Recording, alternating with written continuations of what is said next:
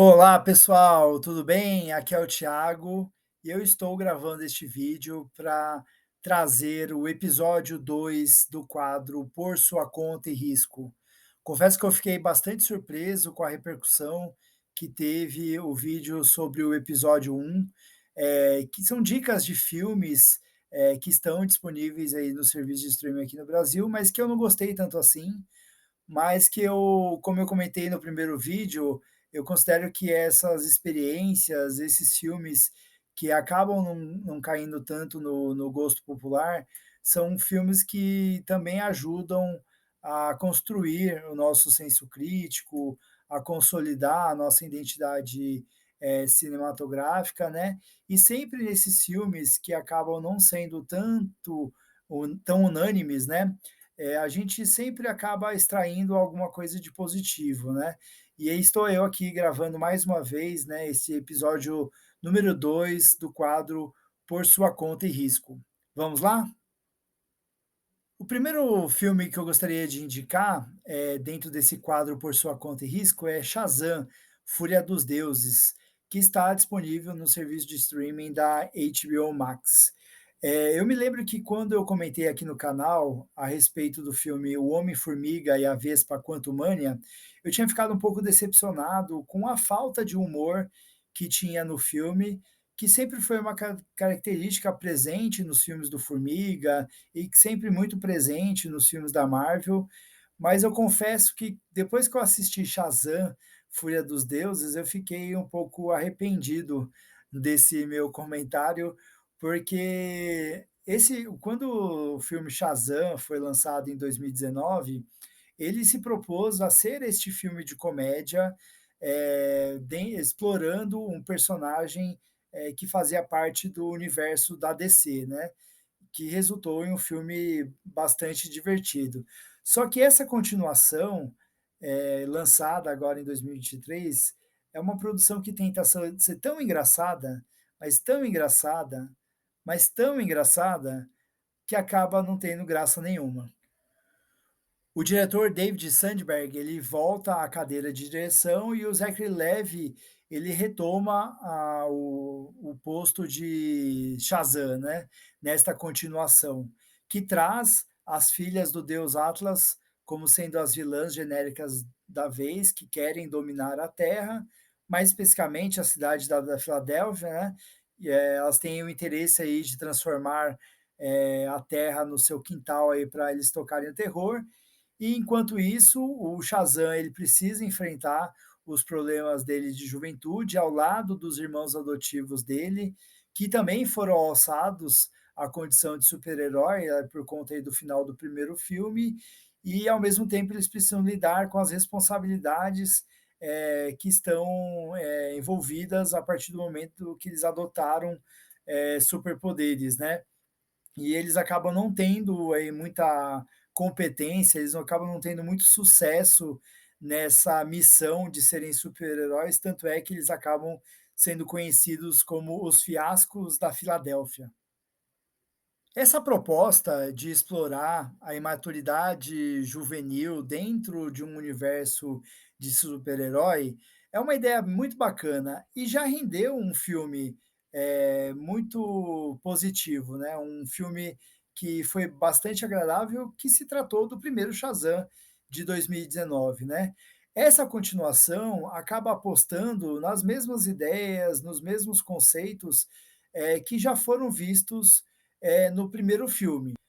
Só que dessa vez, as piadas e os momentos cômicos acabam não se mostrando tão inspirados quanto aqueles que a gente viu no primeiro filme, seja envolvendo piadas,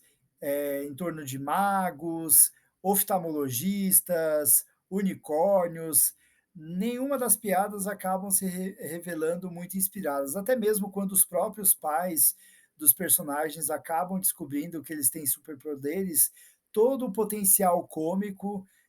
dessas passagens acabam não sendo bem aproveitados. O elenco, acaba se mostrando não tão carismático quanto eles se apresentaram no primeiro filme. Eu, por exemplo, tinha esquecido que o Jack Dylan Grazer, ele era tão insuportável como ele está aqui nessa continuação. E o Asher Angel, ele se mostra uma figura tão insossa para interpretar o alter ego do Shazam, que acaba ficando nas costas do Zachary Levi todo a tentativa de fazer alguma graça, né, de trazer algum charme para a comédia do filme. Só que o próprio Zachary ele não acerta em tudo o que ele se propõe a fazer. Então não é sempre que ele consegue extrair algo de positivo do potencial cômico do personagem. E o sucesso do filme passa muito, por conta das tentativas do Zachary Levi de extrair algum potencial cômico, das passagens. Tanto é que as piadas que envolvem Game of Thrones e a Mulher Maravilha acabam sendo as que chegam mais perto aí de alcançar algum tipo de sucesso. As atrizes que interpretam as vilãs do filme estão muito aborrecidas, estão bastante desconfortáveis nos papéis que foram colocados para elas. A Ellen Mirren, coitada, assim, parece estar extremamente incomodada, parece arrependida, né, de ter topado aí o desafio, já que as frases ditas pela sua personagem são as mais fracas, são as mais ridículas que são empregadas aí ao longo do filme. A Rachel Zegler, ela tá muito fraca, ela não parece não conseguir entender muito como que é o tom da personagem, se ela tem que se mostrar como uma vilã ou como uma mocinha, se ela tem que se comportar de uma maneira ingênua ou dissimulada. Então ela tá pouco à vontade na pele dessa personagem. Já a Lucy Liu, ela tá bastante sisuda e robótica, então, assim, ela tá bastante genérica e, por conta disso, ela acaba até sendo a personagem que que ganha mais espaço, porque ela se enquadra melhor nesse estilo genérico que a própria ação do filme se propõe a ser. Eu, por exemplo, perdi a quantidade de vezes em que o cajado, que é a principal arma das vilãs, é apontada para um personagem ou para outro, é apontado de um lado para o outro, porque esse é o máximo de recurso que é empregado pelos vilões para estabelecer algum tipo de confronto direto entre heróis e vilões. O diretor, ele parece que ele não tem muito o domínio de cena para estabelecer algumas sequências de ação em espaços limitados, como ele demonstra na cena da ponte no começo do filme, ou quando uma série de criaturas nascem nas ruas da cidade da Filadélfia. Toda a construção da ação que ele se propõe a fazer parecem extraídas de um filme catástrofe ruim. Eu tenho a nítida impressão de que a equipe de efeitos especiais de Shazam! Fúria dos Deuses trabalhou muito mais do que o próprio diretor nesse filme. Se o primeiro filme do Shazam, ele se mostrava um filme bobo, divertido e espirituoso, essa continuação, Shazam! Fúria dos Deuses, acaba tentando ser um filme ainda mais engraçado e ainda mais grandioso, mas o que ele acaba sendo mesmo é somente aborrecido. Outro filme que eu gostaria de indicar e que faz jus a esse quadro por sua conta e risco é A Garota do Terceiro Andar, que está disponível no serviço de streaming da Netflix. Sem conseguir esconder as suas próprias limitações técnicas, A Garota do Terceiro Andar é um suspense que até começa de uma maneira promissora, mas a partir do momento que a narrativa vai se desenvolvendo, ele vai entrando num espiral, decrescente, vertiginoso, de uma narrativa, assim, extremamente problemática, que não consegue aí escapar das armadilhas do gênero, mas também apresenta uma série de ideias, bastante problemáticas. E é curioso que o filme acaba sendo tão fraco que ele consegue dar uma volta em si mesmo e se torna involuntariamente cômico, para não dizer no mínimo estranho ou bizarro. O Dom, interpretado pelo CM Punk, é um sujeito que resolve, ser responsável aí pela reforma da sua própria casa, por conta própria. E ele resolve se mudar para essa residência juntamente com o cachorro dele, enquanto a mulher dele está grávida, e ela só vai se juntar a eles depois que a criança nascer, né. E aí, só que a partir do momento que o Dom ele está na casa, uma série de eventos estranhos começam a acontecer, que colocam a sanidade e o caráter dele à prova, né. A partir daí, o diretor ele explora um tipo de suspense bastante genérico, com ideias muito simples e pouco criativas, né, basicamente fazendo com que uma série de vultos, passem atrás do personagem, né, no fundo do plano, sem que ele se dê conta disso. A narrativa promove uma mudança a partir do momento, da chegada de uma personagem misteriosa chamada Sarah, né. Apesar que, assim, não tão misteriosa assim, porque ela é a tal da garota do terceiro andar, né. E ela acaba fazendo com que o filme se transforme em uma trama bastante, preguiçosa, de obsessão feminina, que só existe na cabeça do personagem, para que a gente passe a questionar justamente o caráter dele, para que a gente identifique que ele não é um sujeito honesto, que ele, não é uma pessoa confiável e que ele não merece uma segunda chance. Mas as interações entre o Dom e a Sarah são tão artificiais, os diálogos que eles possuem são tão, estranhos e deslocados aí da realidade, que fica difícil você se convencer de que, o personagem está entendendo tudo aquilo com uma naturalidade que não existe de fato, né. E aí no final do segundo ato, o roteiro ele promove uma ruptura ainda mais radical quando se transforma numa espécie de produção de gore, com muito mais violência, com a parte gráfica, assim, mais explícita, mas os efeitos práticos de maquiagem são tão constrangedores, né, são tão ruins, que acabam fazendo, um efeito muito mais, cômico do que assustador ou impressionante, né. Então isso acaba tirando um pouco do apelo, do filme. Com tudo isso, uma coisa que não dá para negar é que o diretor Travis Steven, ele não se acomoda, assim, não dá para dizer que ele fez questão de ficar numa zona confortável, você percebe que realmente ele faz escolhas e faz apostas, arriscadas, mas as ideias e as soluções que ele encontra para cada uma dessas alternativas que ele apresenta são, muito ruins ou de qualidade bastante discutível.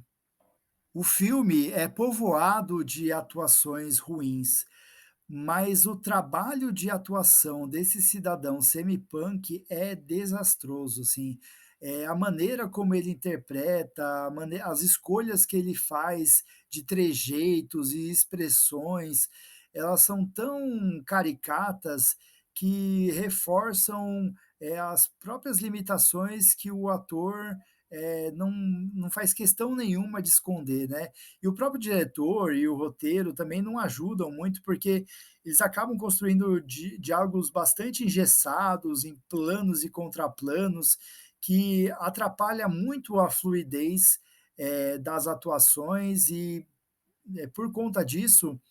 o ator que já não é dos que possuem, assim, um grande repertório, torna-se ainda mais, prejudicial,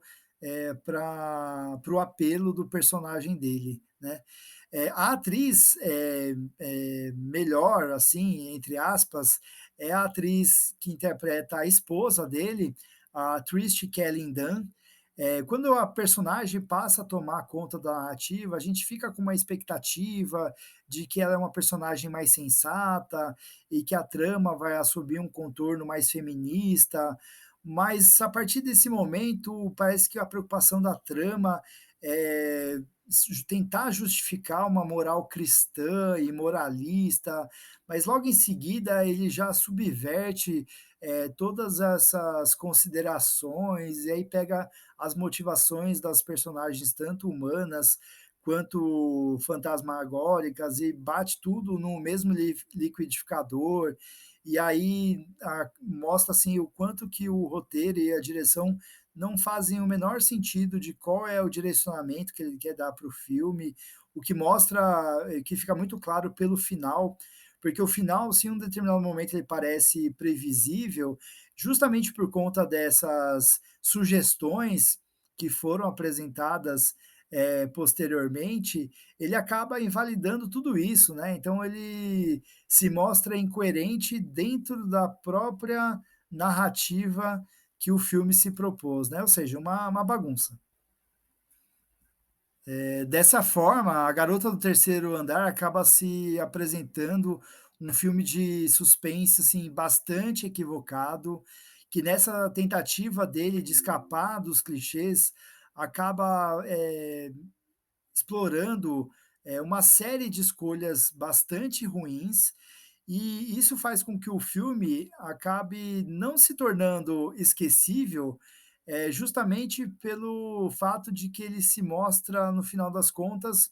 um filme extremamente estranho, bizarro. Então, assim, é difícil você se manter indiferente ao que você está vendo, mas não é porque o filme é bom ou ele é criativo, mas é porque ele é realmente estranho. A terceira dica para o quadro Por Sua Conta e Risco é Pokémon Detetive Pikachu. Por incrível que pareça, esse filme não é tão ruim quanto parece. Porém, sempre que a narrativa, precisa ser colocada à prova, o roteiro escrito a 8 mãos, ou seja, 4 roteiristas, o que nunca é um bom sinal, acabam fazendo com que o filme, tente parecer, mais ambicioso do que de fato ele é. E acaba prejudicando consideravelmente o resultado final da produção. O Tim, que é o personagem principal, interpretado pelo Justin Smith, ele tem a mãe já falecida, e o pai, que é policial, ele é dado como morto lá em Tóquio, depois de uma missão. Então ele precisa viajar para o Japão, para entender o que de fato aconteceu com o pai dele, né. E chegando lá, ele acaba se envolvendo numa trama policial, em um universo aí repleto de pokémons, e que ele acaba tendo como principal aliado o Pikachu, que vai ajudá-lo a desvendar os mistérios em torno, do caso envolvendo o pai dele. Um dos primeiros grandes acertos, de Pokémon Detetive Pikachu é justamente a maneira como a trama ela é inserida, dentro de uma atmosfera de filme noir, né. Então o diretor, o Rob Letterman, que é estreante aí nos filmes de longa-metragem, antes ele só tinha as animações O Espanta-Tubarões e Monstros versus Alienígenas no currículo, né, investe bastante nessa questão da atmosfera, nesse clima de conspiração, e até na utilização da figura feminina misteriosa, que é uma jovem jornalista aí interpretada pela Catherine Newton, né. Então toda esse essa construção, esse cenário, esse universo que ele é explorado, acaba sendo bem sustentado aí tanto pelo roteiro quanto pela direção nesse começo. E não tem como negar que essa dinâmica entre o Tim e o Pikachu é bastante agradável de acompanhar, eles são bastante simpáticos um com o outro, eles têm uma química, bastante agradável, assim, carismática, né, de se acompanhar. Mas não tem como negar também que o roteiro, ele acaba explorando muito a personalidade do Pikachu, não só por ser uma figura de um Pokémon bastante conhecido, mas porque o dublador, da versão em inglês, né, da versão original do filme, não é nada mais, nada menos do que o Ryan Reynolds, né. Então, o filme acaba funcionando muito através dos diálogos e das falas do Pikachu, por conta da escolha do Ryan Reynolds, né. E até por isso que o Justin Smith e a Catherine Newton acabam ficando bastante discretas, porque o filme acaba girando em torno, do Pikachu, ou melhor, do Ryan Reynolds.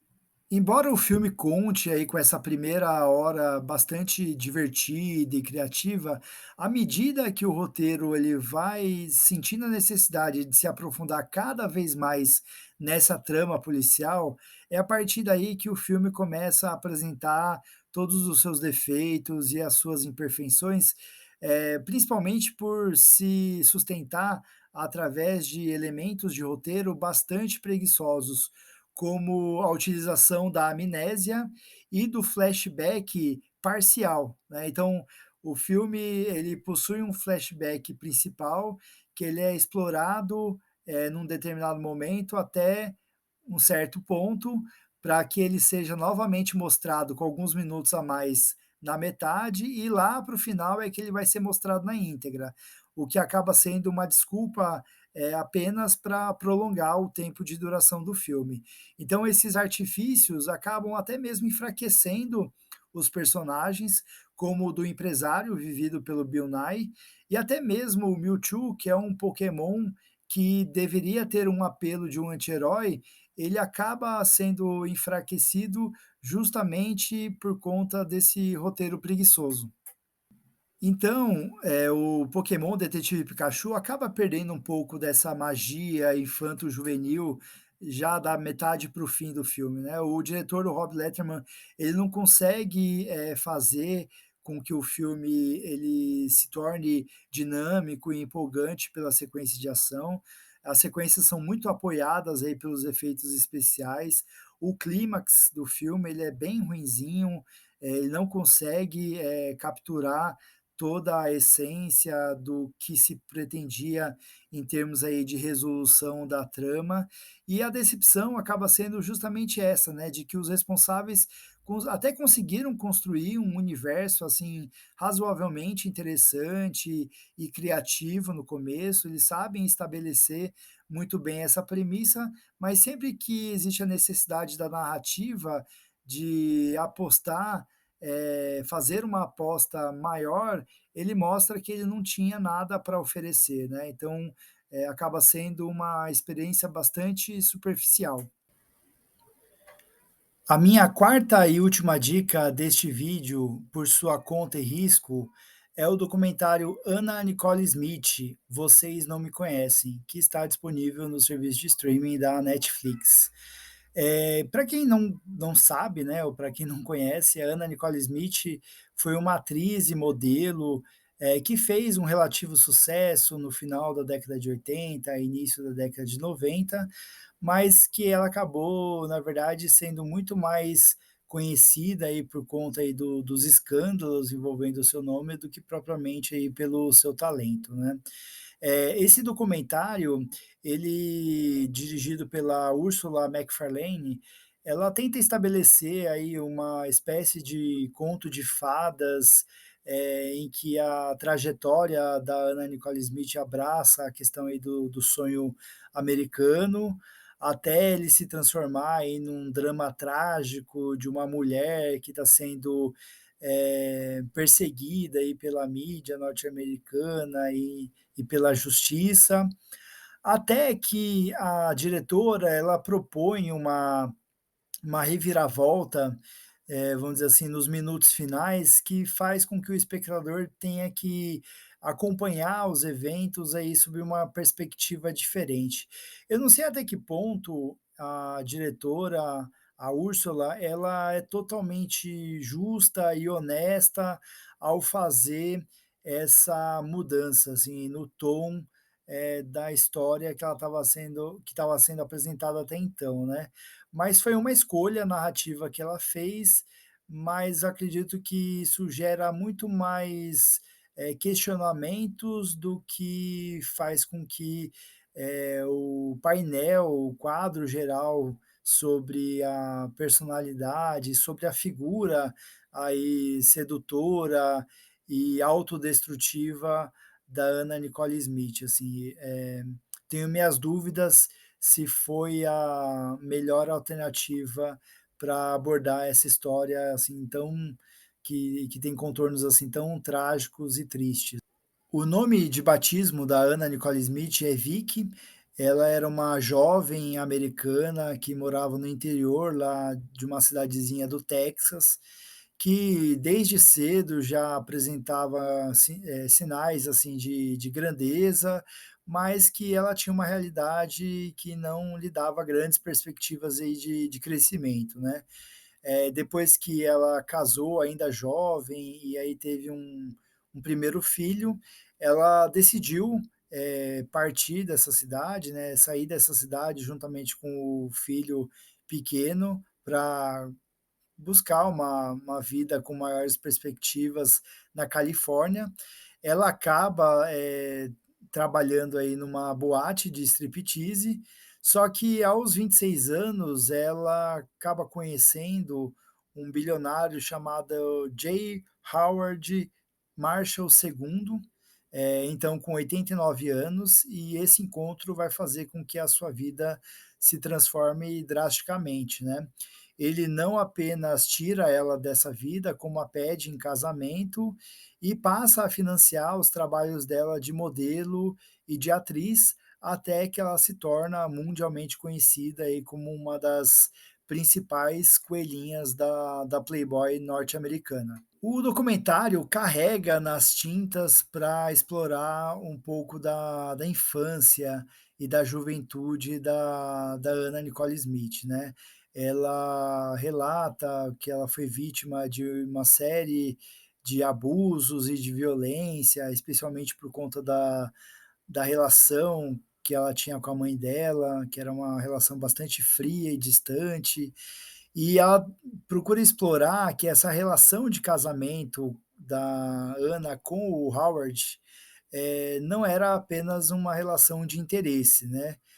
Ainda assim que eles reconheçam que se tratava de uma relação bastante atípica, né, não somente por conta da enorme diferença de idade, mas por conta das próprias condições de saúde,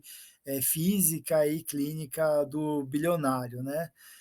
Mas acima de tudo eles apresentam,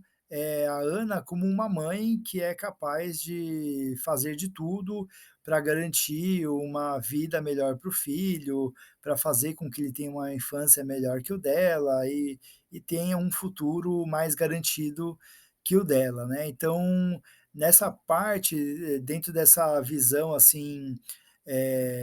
estereotipada da Ana, julgamentos à parte, o documentário ele tenta justificar como sendo, a chance dela finalmente ser feliz, né, como se ela tivesse encontrado essa oportunidade e que ela estivesse desfrutando disso de uma maneira legítima, né, sem nenhum tipo de interesse além do de garantir o melhor para a vida do seu filho, né. O que não deixa de ser curioso é que a imagem da Anna Nicole Smith sempre acabou sendo uma imagem, associada a uma certa sexualização. Ainda assim, ela tentava se apresentar de uma maneira até infantilizada, né, o que não deixava de ser uma representação bastante problemática, né. E, de certa forma, a trajetória dela, traz algumas semelhanças, muito com a trajetória de vida da própria Marilyn Monroe, né, levado às devidas proporções, né, até porque principalmente com relação à questão do talento como atriz, o alcance das obras, enfim, nem se compara. Mas não deixa de ser curioso que muitas dos caminhos percorridos aí, tanto positivos quanto negativos da vida dessas 2 personagens, assim, tão distintas, tenham as suas semelhanças. A partir do momento que acontece a morte do Howard, não é apenas essa questão do provedor, né, daquele que ajudava e financiava a vida da Anna Nicole Smith, que acaba sendo se partindo, né. Porque ela, a partir desse momento, ela acaba entrando numa briga jurídica para reivindicar uma parte da herança que ela supostamente alega que teria direito, né, por conta do relacionamento que eles tiveram, que no final das contas durou apenas 1 ano, né, o documentário até dá uma impressão de que durou mais tempo que isso, faz questão de mostrar aí os áudios apaixonados que o bilionário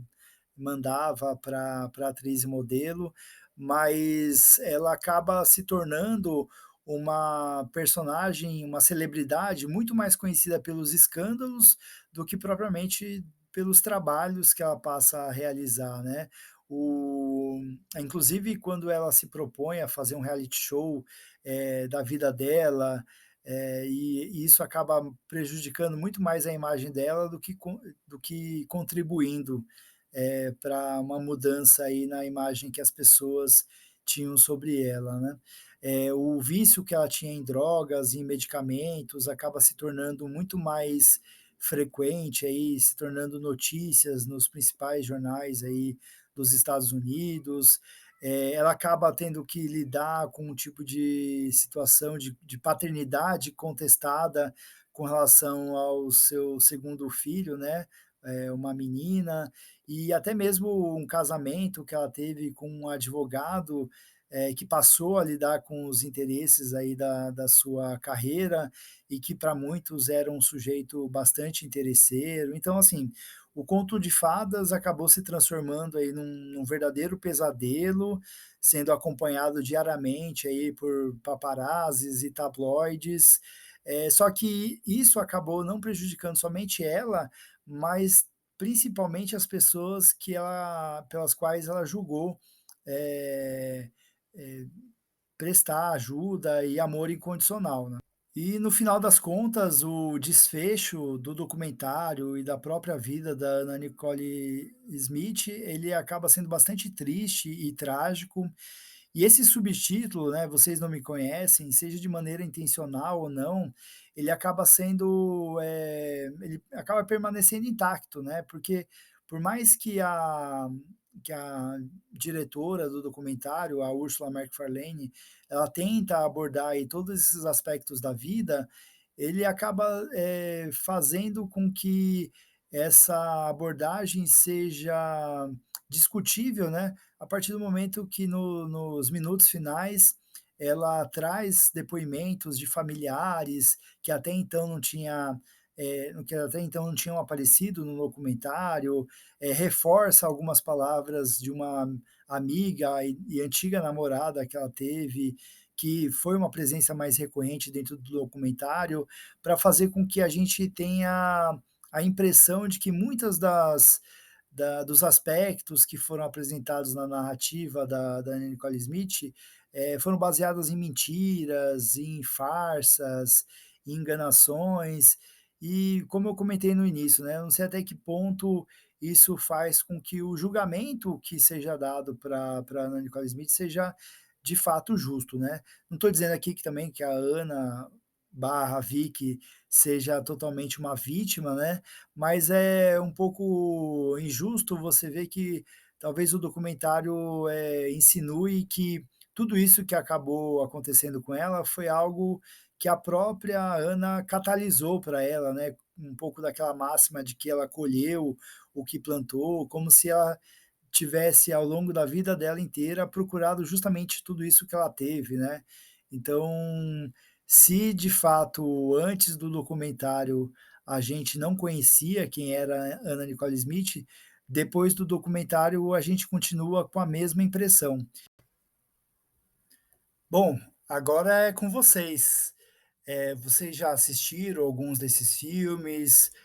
Tem alguma opinião diferente dessas que eu comentei?